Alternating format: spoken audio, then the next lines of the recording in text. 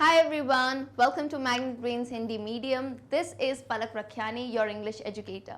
इस सेशन में हम बात करेंगे class 9th English pome number 2 जिसका नाम है ऑन हिज ब्लाइंडनेस के डिटेल्ड क्वेश्चन एंड आंसर्स की।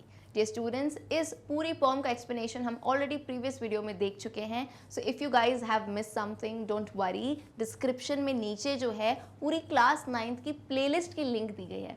तो अगर आप उस लिंक पे क्लिक करेंगे तो आपको सभी वीडियोस मिल जाएंगे जितने भी जो है ऑलरेडी हम पढ़ चुके हैं। सो आप जाके अच्छे से पोम का एक्सप्लेनेशन देखो एंड देन फटाफट से आ जाओ इस वीडियो पे, क्योंकि ये होने वाला है काफ़ी important with exam point of view as well. यानी जितनी भी आपकी बुक में मान लो क्वेश्चन आंसर्स हैं, लॉन्ग आंसर क्वेश्चन हैं एंड इवन कॉम्पोजिशन, जिसे मैं पूरी अच्छी तरीके से कवर करूंगी। सो वीडियो के बिल्कुल एंड तक बने रहना ताकि आपके सारे डाउट्स जो हैं क्रिस्टल क्लियर हो जाए। And magnet brains Hindi medium तो आप जानते ही हैं, आपको देता है बिल्कुल ही फ्री एंड क्वालिटी एजुकेशन। यानी आपको यहाँ पे एक दो वीडियोस देखने के बाद किसी भी टाइप का चार्ज नहीं प्रोवाइड करना पड़ेगा, सभी वीडियोस फ्री है with quality education. Now let's begin with our session question and answers. Now we all know poem पढ़ ली, एक्सप्लेनेशन पढ़ लिया, समरी देख ली, लेकिन एग्जाम में जो आते हैं सबसे इंपॉर्टेंटली आर क्वेश्चन आंसर्स। सो आपकी बुक में जितने भी है ब्रीफली वाले question answer, long question answer, उन सभी को हम कवर करेंगे। So do keep a notebook with you, ताकि कुछ भी ऐसे पॉइंट्स आपको लिखते हैं तो आप जो है नोट डाउन उन्हें कर सकते हैं। So now for your convenience, आपकी सुविधा के लिए हमने यहाँ बेटा पेज नंबर भी डाल रखा है। तो आपकी जो बुक्स हैं Panorama part 1 come to page number 92। अब आप उस पेज पे देखेंगे जहाँ पे पोम लिखी है ना, उसी में बॉक्स करके कुछ क्वेश्चंस होंगे। वो क्वेश्चंस भी इंपॉर्टेंट होते हैं बिकॉज यूजुअली ये 1 मार्क वाले क्वेश्चंस में पूछ लिए जाते हैं। So answer the following questions briefly.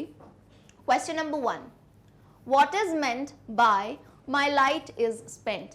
याद कीजिए पोम में शुरुआत में ही ये लाइन यूज की गई थी पोएट के द्वारा, माई लाइट इज स्पेंट। तो इसका क्या मतलब है? अब 1 मार्क को क्वेश्चन है, ब्रीफली में आंसर करना है, बहुत बड़ी जो है हमें कथाएं नहीं लिखनी है, एग्जैक्ट आंसर आपको देना है। So the correct answer is it means that he can't see any more. My light is spent यानी कि अब जो है उनकी दृष्टि आई साइट चली गई है and he can not see any more. The light has gone and only darkness remains for him. तो यानी उनकी आंखों की रोशनी चली गई है और अब उनके लाइफ में सिर्फ क्या बचा है? अंधेरा बचा है। Okay, so this is the meaning of my light is spent. अरे इसका मतलब मैं पहले भी बता चुकी हूँ, बिजली खर्च होने से नहीं है, लाइट स्पेंट यानी आई साइट चली गई है उनकी। ठीक है, चलिए coming to question number 2, why is the world dark and wide to the poet. Poet ने आई थिंक सेकेंड लाइन में उन्होंने कहा था the world seems dark and wide to me. So the answer is quite obvious, the poet became totally blind. यानी उन दोनों आंखों से ही उनका देखना बंद हो गया था, उनको कुछ रेटिना में कुछ प्रॉब्लम हुआ था। Therefore, the world with all its beauties and charms became completely dark to him. तो उन्होंने dark and white कहा because वो totally blind हो गए थे। तो दुनिया की जो भी नेचर की खूबसूरती है वो सब जो है चली गई थी, वो नहीं देख पा रहे थे। And that is why the world became completely dark to him. Okay, चलिए question number 3, Who is the maker in this sonnet? अब सोनेट किसे कहा गया है पिछले सेशन में अच्छे से बताया था। ये पोम जो है एक टाइप की सोनेट है जो कि 14 लाइन्स में होती है, 2 पार्ट्स में डिवाइडेड होती है। तो सोनेट में जो है पोएट ने एक वर्ड यूज किया था मेकर। मेकर का यूजुअली मतलब होता है भाई, मेक होता है बनाना, ठीक है। मेक का अगर हम मतलब समझे तो बनाना, ठीक है, किसी चीज को बनाना। मेकर कौन हो गया? उस चीज को बनाने वाला, ठीक है। अब यहाँ पे पोएट ने कहा था मेकर, मेकर यानी हमें बनाने वाला। तो हमें बनाने वाला हम यूजुअली कौन मानते हैं? गॉड को मानते हैं, ठीक है। तो सिंपल है answer, God is the maker in this sonnet. इस सोनेट में मेकर कौन है? गॉड है। ओके, वेरी ऑब्वियस आंसर है, बहुत कॉम्प्लिकेटेड नहीं है। 1 मार्क के आंसर तो इजी इजी होते हैं। ठीक, चलो question 4, is God a hard task master. क्या जो गॉड जिन्हें हम मानते हैं, भगवान मानते हैं, ऊपर वाला मानते हैं, तो क्या he is a hard task master. Hard task master का मतलब यहाँ पे होता है बेटा स्ट्रिक्ट टाइप का, मतलब उनकी पॉलिसीज क्या बहुत स्ट्रिक्ट हैं, क्या उनसे हमें बहुत ही डर के रहना चाहिए, ऐसी बात है क्या? So no, God is a kind hearted master who needs nothing from man. God कोई हार्ड टास्क मास्टर नहीं है, is a kind hearted master. और जैसे इंसान से क्लियरली दिया था पोम में, कुछ भी नहीं चाहिए, neither your gifts, your money, nothing, है ना। All he needs is faith, उन्हें सिर्फ भरोसा चाहिए, उन्हें और कुछ भी नहीं चाहिए। सो इसका आंसर होगा नो। चलिए question 5, does God require his appreciation, क्या गॉड को ये चाहिए कि जो वो काम हमारे लिए करते हैं, जो सब हमारी मुश्किलें हल कर देते हैं, उनके लिए उनको कोई एप्रिसिएशन चाहिए, कुछ चाहिए? सो क्लियरली नहीं भाई, no, God does not require a man's appreciation or work in any way. Question 6, is Milton afraid of the Almighty? अब यहाँ पे मिल्टन कौन है बेटा? मिल्टन पोएट का नाम है, याद करो, जॉन मिल्टन। तो पूछा जा रहा है क्या मिल्टन जो है अफ्रेड, अफ्रेड यानी डरा हुआ, ऑफ द ऑलमाइटी। ऑलमाइटी ये सब सिनोनिम्स हैं, पर्यायवाची हैं, किसके? गॉड के लिए। ऑलमाइटी कह सकते हो, गॉड कह सकते हो, मेकर कह सकते हो। तो क्या जो पोएट है वो भगवान से डरे हुए थे? तो इस पोएम से अगर हम बात करें तो हाँ, उसका भी रीजन है, देखो। Yes, because he feels that God had given him the poetic talent to use in the services of his maker, and now because of his blindness he cannot make use of it. तो वो डरे हुए क्यों थे? क्योंकि उनको भगवान ने जो है एक टैलेंट दिया था, पोएटिक टैलेंट, लिखने का टैलेंट, एंड अब जब वो ब्लाइंड हो गए थे तो वो उसका यूज नहीं कर पा रहे थे, इसलिए वो डर रहे थे कि भगवान जब उनसे हिसाब मांगेंगे कि तुमने क्या किया मेरे टैलेंट का, तो कुछ भी यूज नहीं किया, इसलिए the poet was a bit afraid. Okay, चलिए question 7, discuss the meaning of the closing line, यानी जो कविता की आखिरी की पंक्तियां हैं उनका मीनिंग हमें डिस्कस करना है। They also serve who only stand and wait, तो इसका मीनिंग है, यहाँ पे दे का मतलब है कि ये बता रहे हैं कि गॉड को, अगर याद करो पोम में, तो ये था कि गॉड को ना हमारा वर्क चाहिए, अप्रिसिएशन चाहिए, उनके पास हजारों लोग हैं, तो तुम्हारे काम की तो उनको ऐसा नहीं कि कोई ज़रूरत है। All God needs is faith, and वहाँ पे भी जो उनके पास एंजल्स हैं, लोग हैं, वो भी ऐसा नहीं कि उनके लिए बहुत कुछ कर रहे हैं, सिर्फ उनमें फेथ रखते हैं। स्टैंड एंड वेट का बेसिकली यहाँ पे मतलब है पेशेंस। हम हमेशा हिंदी में भी कहावत है ना, सब्र का फल मीठा होता है, सब्र करो, पेशेंस चाहिए, तो वो रखना है। तो इसी का आंसर हम फॉर्मुलेट करेंगे, there are some angels who do not perform any active duty and they merely stand before God humbly and submissively. They are also the faithful servants of God. तो faithful servant कौन है? अच्छा, किसी को लगता है कि हम दान वान नहीं करेंगे तो पता नहीं भगवान खुश होंगे नहीं होंगे, ये सब नहीं किया हमने, कुछ ये नहीं किया, तो ऐसा नहीं है। देखो, इट्स लाइक जो कर सकता है वो करे, अच्छी बात है, लेकिन main thing what God is talking about is faith, faith and दूसरा क्या है? ह्यूमैनिटी। मतलब आपको अपनी तरफ से अच्छे कर्म करने हैं, जो आप नीचे इंसानों के साथ रह रहे हो उनके साथ अच्छा करो, that is what God needs. God को ये नहीं चाहिए कि आप जो है उनके लिए कुछ करो या दान, वो होता है तो भी ठीक है, ऐसा नहीं कि कोई दान कर रहा है तो उसको रोक रहे हो तुम करने से, जो हो पाता है नॉर्मली सहजता से वो ठीक है, लेकिन बस यहाँ पे वो है कि आपको बहुत ज़्यादा खुद गॉड कुछ नहीं मांगते हैं, आपको मेन जो है उनमें फेथ रखना चाहिए, even if any problems arise in life. Okay, तो आपको अगर कुछ पॉइंट अपनी तरफ से भी लगता है, देखो लिटरेचर है तो इट्स नॉट लाइक कि तुमको पलक मैम का आंसर कॉपी पेस्ट करना है, यहाँ पे answer is to give you an idea. I know you all guys are very creative, तो तुम्हारे दिमाग में भी कोई आइडिया आता है तो तुम उसको यहाँ पे बिल्कुल डाल सकते हो, ठीक है। चलिए now moving on to long answer questions, क्योंकि ब्रीफली वाले तो यहाँ खत्म होते हैं। Long answer question is basically आपको 2 मार्क में, 3 मार्क में, 5 मार्क में पूछ दिए जाते हैं, तो इसमें आपको थोड़ी जो है डिटेलिंग आप कर सकते हैं अकॉर्डिंग टू द मार्क्स। तो ये आपका प्रेजेंस ऑफ माइंड है कि आपके एग्जाम में जो है कितने मार्क का क्वेश्चन पूछा गया है, उस हिसाब से आप आंसर को बड़ा या छोटा कर सकते हैं। तो जैसे यहाँ पे हमने मेन आइडियाज डिस्कस करे हैं। Question number 1, discuss the poets feeling and emotion. इस पर्टिकुलर पोएम में जो कवि हैं उनकी क्या फीलिंग थी, क्या इमोशन थे, वो हमें डिस्कस करने हैं। Milton feels that he possesses the gift of writing poetry. Milton यानी जो पोएट हैं उन्हें लगता है कि उनको भगवान से किसका गिफ्ट मिला है? पोएट्री यानी कविताएं लिखने का। Since he is blind, he cannot write despite the fact that he is keen to do so. अब जब वो ब्लाइंड हो चुके हैं, जब वो अंधे हो चुके हैं, अपनी नज़र खो चुके हैं, तो उन्हें ऐसा लगता है कि शायद मैं अब नहीं लिख पाऊंगा। उन्हें अभी शुरू में लग रहा है, लेकिन ऐसा नहीं है। He is keen to do so, मतलब अभी भी वो कर सकते हैं। वो इतने मतलब अब बेस्ट हैं, वो अपनी जो है पोएट्री राइटिंग में इतना उनका कमांड अच्छा है कि वो ब्लाइंड होने के बाद भी कर सकते हैं, लेकिन अभी उनको उस चीज़ का एहसास नहीं हुआ है। In fact it is of no use for him at the moment. उन्हें लग रहा है कि एट द मोमेंट ये चीज़ मेरे लिए किसी काम की नहीं है। ये बेसिकली तब का इमोशन है। देखो लाइफ में कोई चेंज आता है तो इंसान एकदम से तो एक्सेप्ट नहीं कर पाता है कि नहीं। तो सेम सिचुएशन उनके पास थी। शुरुआत में उनको लग रहा था यूजलेस हो गया इनका ये जो टैलेंट है। He laments that loss of eyesight and his inability to exploit the gift of poetry he has been endured by him. तो उन्हें ऐसा लग रहा है कि उनको बहुत ही जो है आईसाइट उनकी खो गई, तो उस पर वो बहुत ही पछतावा कर रहे हैं, रिग्रेट कर रहे हैं, और भगवान के लिए जो वो काम कर सकते थे शायद वो नहीं कर पाएंगे, है ना. He has been endured by him. यहाँ पे H कैपिटल इसलिए है बिकॉज हिम से हमारा मतलब है गॉड. तो कहीं भी ये वर्ड्स कैपिटल आते हैं ना, हिम या ही, तो यूजुअली ये गॉड के लिए हमने इस पर्टिकुलर पोम में यूज किए हैं. ठीक है, क्लियर है. चलो question number 2. Why is the poet sad? What has happened to him? Poet दुखी क्यों है, उन्हें क्या हुआ है. तो ये क्वेश्चन अच्छा डायरेक्टली ऐसे एग्जाम में नहीं आएगा क्योंकि कौन सा पोएट सैड है ये तो हमें नहीं पता. तो हो सकता है आपको ना 4 लाइनें दे दे पोम की. तभी पोम को मैंने लाइन टू लाइन पढ़ाया है कि भाई एकदम 4 लाइनें तुमको दे दी पोम की, कोई स्टैंजा दे दिया एंड देन पूछा नेम द पोएट, फिर पोएट दुखी क्यों है. तो उस हिसाब से ये क्वेश्चन आ सकते हैं. ओके चलिए. The poet is sad because he has lost his eyesight in his middle age. Poet दुखी क्यों है, बिकॉज उन्होंने जो है अपनी आईसाइट खो दी है उनकी मिडिल एज में, in nearly in his 40s. And with this he feels that he has lost his ability to write poetry. और इसी के साथ उन्हें लगता है कि नजरें ही नहीं, सिर्फ उन्होंने जो अपनी पोएट्री लिखने का टैलेंट है वो भी उन्होंने कहीं ना कहीं खो दिया है.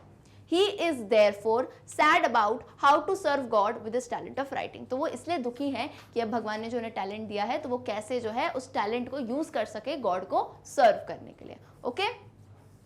Question 3. Why does the poet fear from God in this poem? अच्छा, अब एक छोटा सा मैं बात बताती हूँ कि कभी कभी होता क्या है क्वेश्चन. अब देखो पोम तो बहुत बड़ी नहीं होती है, 14 लाइन्स की पोम है, कहीं ना कहीं पोम का कहने का सार एक ही है. तुमको बस क्वेश्चन या तो यहाँ से कान खींचेंगे या वहाँ से. देखो ये 3 क्वेश्चन आ गए बट कहीं ना कहीं the questions are kind of similar. So जिस टाइप का क्वेश्चन है तुम उससे बिगिन करना answer and the thing would go on kind of same. अब क्योंकि थर्ड क्वेश्चन जो आया है इसका मतलब भी वही है भाई कि पोएट को जो है भगवान से डर क्यों लग रहा था पोम में. तो अगेन वही बात है, ब्लाइंडनेस की बात आएगी, उनको टैलेंट मिला था वो यूज नहीं कर पाए. So, कैसे शुरू किया है. He feared that after his death on the day of judgment, God would chide him for having wasted his talent. तो उन्हें क्या डर लगा कि ऐसा माना जाता है कि आफ्टर डेथ जो है ऐसे ना भगवान जो है जजमेंट के लिए कटघरे में खड़ा करते हैं, डे ऑफ जजमेंट. एक तो अपना बैंक अकाउंट होता है, ठीक है, वो अलग अकाउंट है. एक हम क्या कहते हैं हमारा जो सोल का अकाउंट है, जो हमने अच्छे काम किए क्या किया. तो बोला जो डे ऑफ जजमेंट होगा तो उनको ऐसा लगता है कि गॉड वुड चाइड हिम. ये वर्ड पोम में भी यूज किया गया था, आप इसे यूज कर सकते हैं. चाइल्ड का मतलब होता है स्कोल्ड. स्कोल्ड यानी डांटना. भगवान उन्हें डांटेंगे, उन्हें ऐसा लग रहा है कि उन्होंने जो है उनका दिया हुआ टैलेंट जो गुण है उसे वेस्ट कर दिया. His gift of writing which was given to the poet by God and he did not want to waste it because of his blindness, thus he feared God. तो वो क्यों डर रहे थे कि भगवान ने जो गिफ्ट दिया था और वो उसको यूज नहीं कर पा रहे थे because of his blindness. तो इसलिए वो डर रहे थे गॉड से. Okay, that was the only reason why he was scared of God. Okay, चलिए question 4. Which do you think is superior, insight और eyesight? ये आपको आंसर करना है on your own. खुद के विचार आपको इसमें व्यक्त करने हैं भाई. कुछ क्रिएटिविटी दिखाओ. eyesight और insight मैं बस बता देती हूँ दोनों चीजें क्या होती हैं. आईसाइट तो बेसिकली देखने की शक्ति, नजर जो दिख रही है भाई, है ना. एक तो ये आईसाइट होती है, तो इससे अगर हमने कोई चीजें देखी कि मान लो कोई इंसान है, कोई दान कर रहा है, उसको मैंने आंखों से देखा, कोई इंसान क्या सोच रहा है, कोई दुखी है, कोई गुस्सा है, ठीक है, ये मुझे एक तो चीज आंखों से दिख रही है. अब दूसरी साइट होती है जिसे हम कहते हैं इनसाइट या इनर पावर या दिव्य दृष्टि जिसे हम कहते हैं ना, कि बिना आंख होने के बावजूद भी आप जो सोच सकते हो, जो महसूस कर सकते हो. अच्छा, कभी मैं एक बहुत बेसिक सा एग्जांपल देती हूँ. कभी तुम्हें दिख रहा होगा कि कोई इंसान जो है हो सकता है किसी के साथ कोई बहुत ही अच्छा व्यवहार कर रहा हो, है ना, वो तुम्हें आंखों से दिख रहा है, लेकिन इनसाइट से तुम्हें पता है कि नहीं यार ये कहीं ना कहीं इसको ठग रहा है या कोई गड़बड़ है बात की. तो वो कैसे पता चलता है, वो इनसाइट होती है ना, दिव्य दृष्टि यानी अंदर वाली. तो तुम्हें अपने खुद के ओपिनियन में बताना है कि इन दोनों में से सुपीरियर क्या है, इनसाइट या आईसाइट, और क्यों. तो अब यहाँ पे ऑफकोर्स क्योंकि वीडियो बनाया है तो भाई आंसर तो मैंने लिखा है, लेकिन अगेन आपको अपनी क्रिएटिविटी बिल्कुल दिखानी है इस आंसर में, अपने व्यूज शेयर करने हैं. So here is the answer. Eyesight is no doubt very important. मैंने क्या लिखा है भाई कि आईसाइट भाई नेत्र देखना जो है बहुत ही इंपॉर्टेंट है, पता है नजरें बहुत इंपॉर्टेंट होती हैं. It is difficult to imagine unsightly without having seen by our eyes. And बहुत मुश्किल हो जाता है चीज़ों को इमेजिन करना अगर हमने उनको अपनी आंखों से नहीं देखा हो. But we all know there are people who are blind. लेकिन अब हमें ये भी पता है कि कुछ लोग जो है ब्लाइंड होते हैं, and through their insight they can feel everything.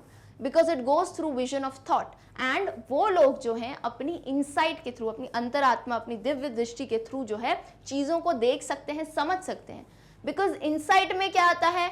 Vision. किसका विजन? थॉट्स का विजन, है ना, विचारों का विजन आता है, which is wider than the view of the I side. भाई आई साइड में तो चलो मैं लिमिटेड देख पा रही हूँ, मैं यहाँ खड़ी हूँ, मैं राइट साइड में देखूंगी, लेफ्ट में देखूंगी, इतनी चीजें। लेकिन जब आंखें बंद करते हैं तो हमारे पास एक वाइडर व्यू होता है, पूरे जो हम कहते हैं ना ब्रह्मांड का view, different different thoughts, different different विचार होते हैं। So therefore I feel insight is superior than eyesight. So in any question अगर आपसे अपने विचार पूछे जाते हैं, व्यूज पूछे जाते हैं, तो जरूर ये लिखा करना भैया आई फील, क्योंकि तुम इस पॉइंट को प्रूफ नहीं करो। दिस इज साइंस या मैथ्स नहीं है ना कि हेंस प्रूव्ड, है ना, it is a triangle hence proof, तो ये नहीं करना है। आपको जो है अपने विचार बताना है। अब इसमें से कुछ बच्चे हो सकते हैं जिनका विचारों की नहीं आई साइड सुपीरियर है, so it's absolutely fine, there is nothing correct और इनकरेक्ट, ठीक है। तुमको सिर्फ अपने व्यूज बताने हैं और करेक्ट इंग्लिश लिखनी है mainly. So therefore I feel insight is superior than eyesight. या तो आप ये वर्ड भी लिख सकते हो, इन माई ओपिनियन, ठीक है, in my opinion, I feel, in my thoughts, ठीक है, इस टाइप से आप कुछ वर्ड्स लिख सकते हो फॉर एनी आंसर जिसमें आपको खुद की राय बतानी हो। क्लियर है बिल्कुल? Question number 4। चलिए, coming to the next question, question 5। How does the poet get consolation? Poet को जो है कंसोलेशन कैसे मिली? कंसोल करना यानी किसी को जो है आप हामी भरते हो ना किसी में कि हाँ भाई ठीक है सब ठीक हो जाएगा, है ना। तो कंसोल कैसे मिला पोएट को? लास्ट में वो कैसे खुश हो गए, यानी सेटिस्फाई कैसे हो गए? वो शुरुआत में तो वो बहुत दुखी थे, है ना।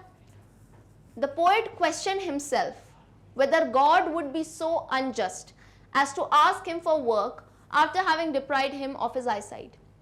He got the reply from his own experience and thus he got the consolation. तो पोएट पहले क्या करता है? खुद को प्रश्न करता है, होता है ना, अपन खुद से बात करते हैं कि भगवान ऐसी इनजस्टिस कैसे कर सकते हैं कि मुझे टैलेंट दिया लिखने का पर ब्लाइंडनेस मिल गई मुझे, तो मैं कैसे उनका काम कर पाऊंगा। पर फिर बाद में उनकी कॉन्शाइंस से, आप कॉन्शाइंस वर्ड भी यूज़ कर सकते हो, एक्सपीरियंस। कॉन्शाइंस इज बेसिकली अंतरात्मा की आवाज़ से जो है उन्हें ये आवाज़ आई कि भगवान में जो है फेथ रखो तुम, है ना, जो भी लाइफ में प्रॉब्लम्स आती है उन्हें अच्छे से एक्सेप्ट करो, तो जो है तुम्हें कोई भी दिक्कत नहीं आएगी, तुम हमेशा खुश रहोगे। तो दिस इज बेसिकली ऐसे उन्हें जो है कॉन्सोलेशन मिल गया, ठीक है।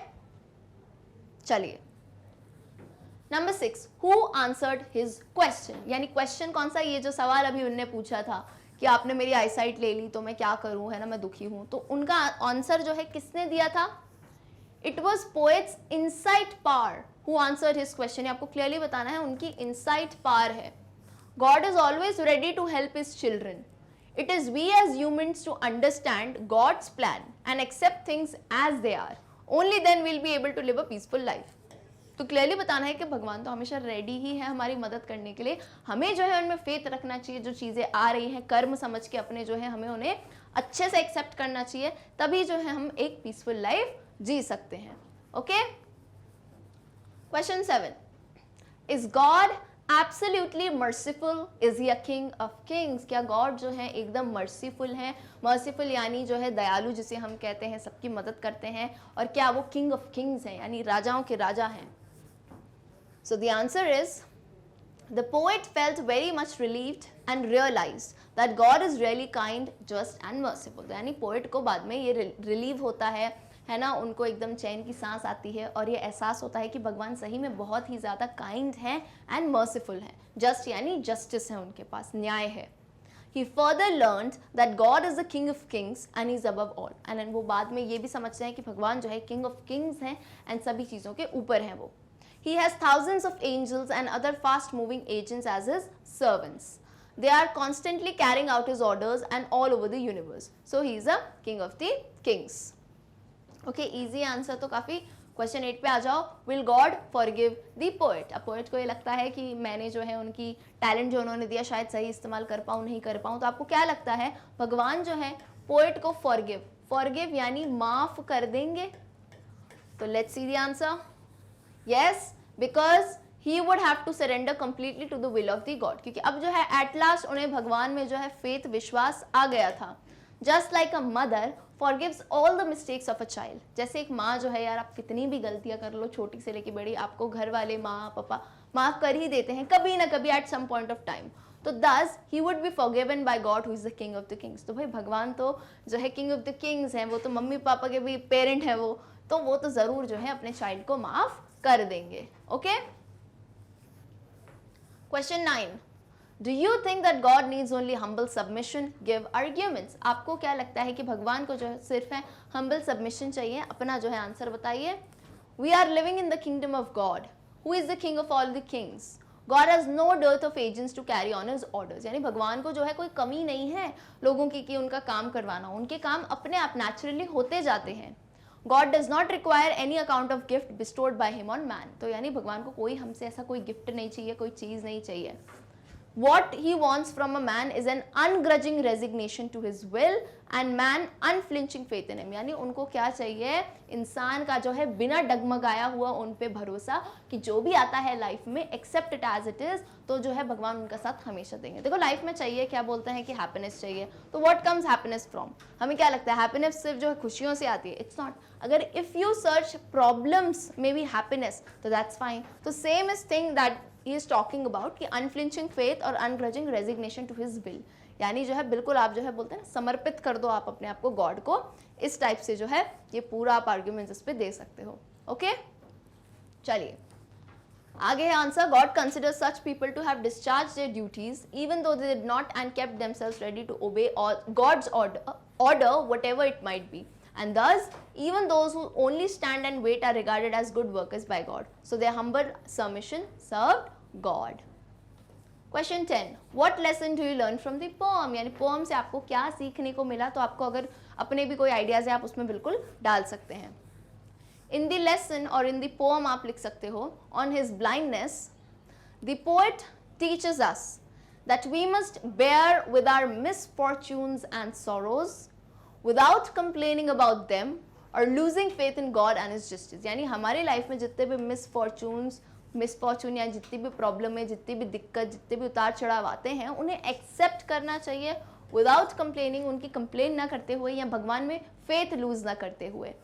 Okay, why? Because that is something that is our own karma. यही लिखा है यहाँ पे, देखो, we must understand that whatever condition we are in, जिस भी स्थिति में आज हम हैं, it is according to our own karma, हमारे अपने कर्मास के ऊपर है। And God will always help us out if we have undoubting faith in the almighty. And जो है हमें हमारी अंतरात्मा से, सोल से, गॉड से हमेशा मदद मिलेगी if we have faith in him. Okay, चलिए क्वेश्चन आंसर तो खत्म होते हैं, फटाफट से आते हैं कॉम्पोजिशन पे। आपकी बुक में ही क्वेश्चन आंसर के बाद कॉम्पोजिशन का स्किल आएगा। Composition is basically writing skills, जो कि हम अलग से तो बाद में कवर करेंगे, लेकिन बुक वाला पार्ट इज इंपॉर्टेंट क्योंकि क्वेश्चन में जो है एग्जाम में डायरेक्टली भी पूछ लेते हैं। ठीक है, सो पहला पार्ट आपका आता है letter writing. Question says, write a letter to your friend describing a boy of your village who has lost his eyesight before his examination. तो आपको अपने दोस्त को एक खत लिखना है जिसमें आपको बताना है कि आपका कोई एक क्लासमेट है ना, और आई थिंक विलेज का लड़का है जिसकी आंखें जो है आईसाइट लूज कर दी, जस्ट लाइक द पोएट, वो भी ब्लाइंड हो गए, है ना, उसके एग्जामिनेशन से पहले। नाउ अगेन आपको जो अपने फ्रेंड को लेटर लिखना है, तो बेटा किस टाइप का लेटर होगा? We all know, informal letter. तो इसका फॉर्मेट जो है अलग होता है, तो क्लियरली आप अच्छे से लेटर देखेंगे। लेटर का बॉडी जो है आप खुद से लिख सकते हैं, फॉर्मेट अच्छे से समझेंगे। शुरुआत अपन किससे करेंगे? सेंडर्स एड्रेस से। उसके बाद लीव अ लाइन, क्या आएगा? डेट आएगा। कभी भी एग्जाम में अगर आ जाए इनफॉर्मल लेटर तो बेटा खुशी खुशी लिख लेना इनफॉर्मल लेटर, क्योंकि काफ़ी इजी होता है। ठीक है, बस फॉर्मेट सही लिखना। डेट लिखनी है, एक लाइन छोड़ना, देन आप लिख सकते हो अपने फ्रेंड का नाम। जैसे यहाँ हमने लिखा है डियर रमन। ये हो गई पूरी बॉडी, तो बॉडी को आप चेंज कर सकते हैं बिल्कुल। How are you? I am fine here with my family. My study is going well, but only thing which has shocked me recently is the loss of eyesight of one of my classmate who is also my co-villager। तो यहाँ वो हालचाल पूछता है कैसा है, मैं बढ़िया हूँ। फिर कहता है कि स्टडी तो मेरी अच्छी चल रही है, लेकिन एक ही ऐसी चीज़ है जिसने मुझे काफ़ी ज़्यादा शॉक कर दिया है, वो है मेरा एक क्लासमेट जो कि मेरा विलेज में भी रहता है ना, उसने जो है अपनी आईसाइट लूज कर दी है। फिर आगे देखते हैं। He was preparing for his final examination। वो जो है अपने फाइनल एग्जामिनेशन के लिए प्रिपेयर कर रहा था। Suddenly one day he found that cannot see। और एक दिन उसे पता चला कि उसे एकदम से दिखाई देना बंद हो गया। And he reported this to his parents। उसने ये बात अपने मम्मी पापा को बताई, और वो अपने क्लास 9 के फाइनल एग्जाम के लिए प्रिपेयर कर रहा था। I am very worried about him. मुझे बहुत चिंता है उसकी। And let's pray for his fast recovery. तो मैं जो है अपने दोस्त से बोल रही हूँ कि भाई अपन जो है उसके लिए प्रेयर करते हैं उसकी फास्ट रिकवरी के लिए, कि वो जल्द से जल्द ठीक हो जाए। एंड देन लास्ट में जो है आप कंक्लूजन दे सकते हो। I shall inform you about this condition in my next letter. मैं अगले खत में जो है उसकी कंडीशन के बारे में तुमको अपडेटेड रखूंगा। Wishing you the best. एक लाइन छोड़ना, योर्स फेथफुली लिख सकते हो या yours lovingly and then your name that is Aman. Okay, I hope it is clear. बहुत ईजी फॉर्मेट रहता है इनफॉर्मल लेटर्स का। चलिए नेक्स्ट एक और क्वेश्चन है छोटा सा। Milton was physically challenge but mentally agile. इस पे आपको कॉमेंट करना है। अब मिल्टन कौन है यहाँ पे बेटा? पोएट की बात हो रही है। पोएट के लिए ये कहा जा रहा है कि मिल्टन जो है फिजिकली चैलेंज यानी फिजिकली तो वो ब्लाइंड हो चुके थे लेकिन मेंटली एजाइल। तो आपको इस बारे में बताना है। एजाइल का मतलब बेसिकली होता है एक्टिव, ठीक है, एक्टिव थे वो मेंटली। तो इसी बात पे आपको कमेंट करना है। As the answer, Milton lost his eyesight at the age of about 40। Milton ने अपनी आई साइट खो दी अबाउट 40 की एज में एंड वो जो है दुनिया नहीं देख पा रहे थे। It posed a great challenge to his life and of course उनकी लाइफ के लिए बहुत ही बड़ी चुनौती हो गई थी ये। लेकिन he did not lose his mental ability. अरे नजरें चली गई लेकिन मेंटल एबिलिटी तो थी ना उनके पास। Rather he developed his inner power. अब जो है इसके बावजूद उन्होंने अपनी, ऐसा होता है पता है, जो लोग फिजिकली चैलेंज्ड होते हैं ना कहीं ब्लाइंड होते हैं या डेफ होते हैं, उनमें एक अलग सी इनर पावर डेवलप हो जाती है चीज़ों की। अगर आपने किसी के साथ एक्सपीरियंस की हो, आपने ऐसे कोई लोग देखे हो तो मुझे ज़रूर बताना कमेंट सेक्शन में। कोई फिजिकली चैलेंज आपने इंसान देखा हो एंड दोज आर वेरी, मतलब उनके पास ना अपन से भी एक ज़्यादा पावर आती है। मतलब अपन सोचते हैं कि दे आर ब्लाइंड, वो कैसे चल रहे हैं, कैसे काम कर रहे हैं, लेकिन उनमें वो पावर डेवलप हो जाती है। तो सिमिलरली पोएट में भी जो है वो इनर पावर डेवलप हो गई एंड इवन आफ्टर दैट, मतलब ब्लाइंड होने के बावजूद भी he wrote a number of poems for which he became famous in the literary world. उसके बाद भी उन्होंने इतनी सारी कविताएं लिखी जिसके लिए वो पूरी दुनिया में, पूरे विश्व प्रसिद्ध हो गए। ओके, सो इस पे बस आपको कमेंट करना था। एजाइल का मतलब होता है एक्टिव। क्लियर है बिल्कुल? चलिए भाई, तो with this we complete question answers of poem number 2 जिसका नाम है ऑन हिज ब्लाइंडनेस। होपफुली आपको काफ़ी आइडियाज़ मिले होंगे कि आंसर आप कैसे लिख सकते हैं ताकि एग्जाम में जो है बढ़िया से मार्क्स मिले। तो वीडियो पसंद आया हो तो जितने भी क्लास 9th के दोस्त हैं उनके साथ ज़रूर शेयर करें क्योंकि जो ज्ञान जो है भाई बांटने से ही बढ़ता है। Now let me quickly take you through our channel Magnet Brains. दोनों ही मीडियम्स में हमारा चैनल है, इंग्लिश एंड हिंदी मीडियम। ये जितने भी कोर्सेज हैं भाई बिल्कुल ही फ्री ऑफ कॉस्ट हैं और क्वालिटी के साथ कोई भी कॉम्प्रोमाइज़ नहीं है, वो तो आप वीडियो देख के समझ ही गए होंगे। So now let me tell you, description नीचे दिया है ना, उसमें सारी लिंक्स दी गई हैं। चाहे आपको जो है नोट्स खरीदने हो आप वहाँ से ले सकते हैं या किसी भी प्लेलिस्ट की लिंक हो वो भी आपको दी गई है डिस्क्रिप्शन में। At last thing let me tell you, I know you guys must be on social media पे तो हो गई भाई, तो फटाफट से जाओ हमें हमारे इंस्टाग्राम चैनल पे फॉलो करो for more updates. See you guys in the next session जिसमें हम इसी पर्टिकुलर पोएम के ग्रामर सेक्शन को डिस्कस करेंगे। Till then good bye.